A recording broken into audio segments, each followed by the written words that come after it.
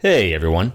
We recently had the announcement for Dragonflight, and I've already been impatiently waiting to play it. Come on, Blizzard, let me have a beta for once. Anyway, I know we have probably over a year until we all get to play the new expansion, but today I wanted to go over 5 things I'm personally most excited for that has come to Dragonflight.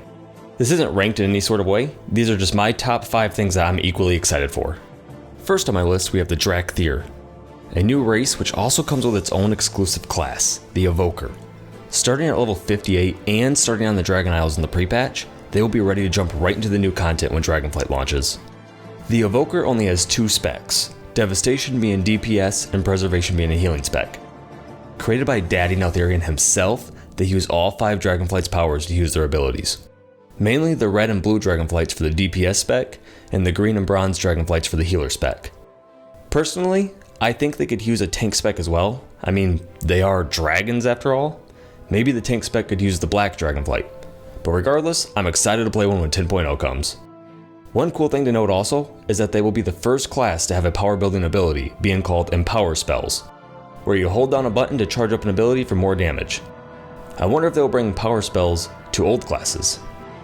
Now, just like the Pandarian, they will have their own choice of Horde or Alliance, and just like the Worgen, they will have 2 forms. A dragon form, obviously, and a scaly humanish kind of form. The next thing I'm super excited for is dragon riding. Much is still to be known about dragon riding, but it sounds super exciting. I just hope it doesn't take away from all the other hundreds of unique cool mounts WoW has. They said in the deep dive that dragon riding will be available right from the start, but they also said it won't be like normal flying, and more like a minigame, to get you from point A to point B. You'll be able to sort of upgrade aspects of your flight, but you will have this new form of flight from the start. As players make their way through each of the areas of the Dragon Isles, they'll partner up with the Dragonflights to move through the air as they've never done before. You'll notice I did not say flying, because flight has a very specific meaning for World of Warcraft. Yeah, it does. And we're talking about something new called dragon riding.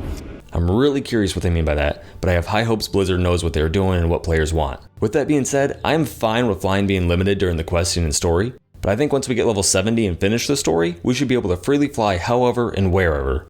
Though I find that very unlikely. It'll probably be in a 0.2 or 0.3 patch. It's also stated that the dragons can be customized, which I find super exciting as well. I'm going to assume there won't be many mounts in this expansion with that though, and probably will mostly be dragon customization options that drop from raids, dungeons, and achievements. The PvP gladiator mounts might even be just customization options for the dragons, which honestly, I think would be pretty cool. I'm also curious if dragon riding will have their own talent tree, sort of like the Legion weapons did, as it sounds like dragon riding is what replaced borrowed power this expansion. It is already known that dragon riding will have a level up system and skills though. Talking about talent trees, third on my list is of course the new talent trees. If you have played pre-Kata or if you have played Classic, you somewhat know about talent trees in WoW. This looks like a way more advanced version of the old talent trees, which should have honestly been what they did in Kata instead of what we have today. Better late than never, I suppose. It does look like you still choose a spec though, and then you have your class and whatever spec you chose to put points into, instead of like the old days where all 3 specs were available for you to put points into. But there was no dedicated class tree back then. You'll get 1 point per level starting at level 10, meaning there will be 61 points to use, 31 points for your class and 30 points for your spec, alternating each level what point you get. Also, it looks like there will be custom loadouts, so you can have multiple talent trees to switch from, which is awesome. I am curious on if you have to be in a rested zone or not to switch them, or maybe they'll at least let you freely switch them in raids and dungeons. Guess we'll find that out. There also seems to be an import-export button, so it seems you'll be able to share your talent loadout with other players, or import talents from maybe Icy Veins or Wowhead. Now, something I think we are all excited for, fourth on my list, is the Dragon Isles itself. Looking much different from that little concept art we got back in vanilla, we finally get to venture onto the Dragon Isles. We start the expansion by taking a boat with scientists, not soldiers for once, to explore the Dragon Isles. One thing that confused me though is that they said we will be able to jump on the other faction's boats and reap havoc. Though they are really pushing for alliance and horde peace, that just doesn't sound peaceful to me.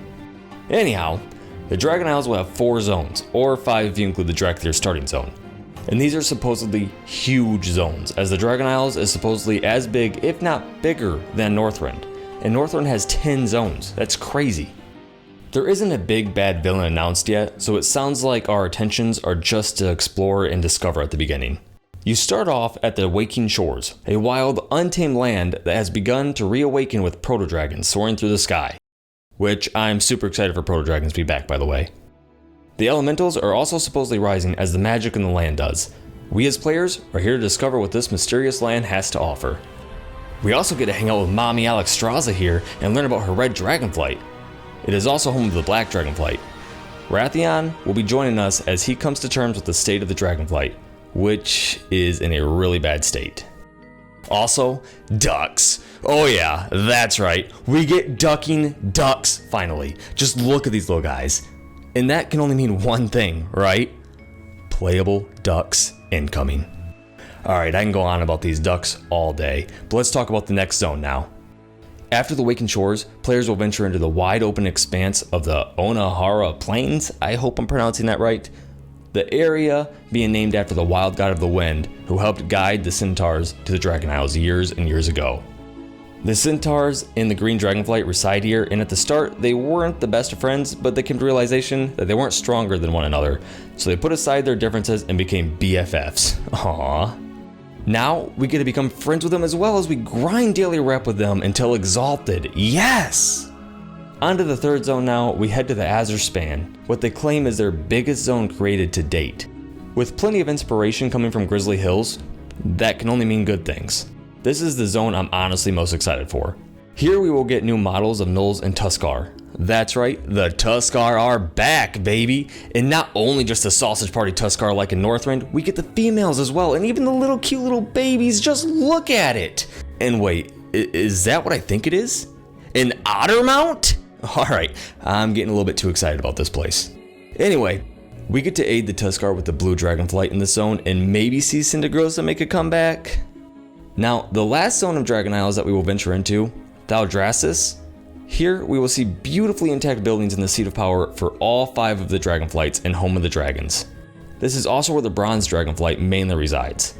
We will also get our main city hub of the expansion here, Valdrakken. All the Dragonflights helped create this city, and each Dragonflight has their own inspiration on the city, from the Blue Dragonflight's public library to the Red and Green Dragonflight's own separate gardens. It is also the first new city hub to have its own auction house without having to be an engineer. Thaldraszus is where Tierhold will also be located, which might also mean Stony Tony? Now, onto the last thing on this list, something long overdue, the new UI and HUD. This is the first time we actually got a complete overhaul for the UI, making it super outdated today. I don't count the moving of the buttons from the middle to the right as a new UI. This new UI was kept in mind that most players nowadays have widescreen large monitors. It also just looks way cleaner, modern, and simplistic. It even has a cool little thing where the action bars will change based on faction. Alliance will have new Griffins in the action bars, while Horde get their Wyvern. Very simple, but very cool. It is also spec based and character based, so each character in spec can have different UI looks.